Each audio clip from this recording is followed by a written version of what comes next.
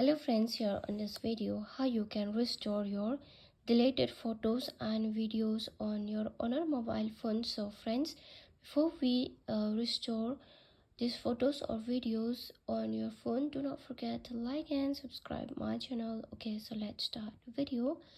At first friends, here you can check from the gallery also, or through the Google file also. Okay, so first of all tap on Google file, then from here friends, you can just check this three line, tap on three line, then just move on trash, then after that from there you can restore from the trash also. Okay, and if you are not thinking that this is not that you are searching for the solution, then there is another solution. You can restore your photos and videos. You just move directly on Play Store. Okay, Play Store, and here you can search for the restore image. Okay,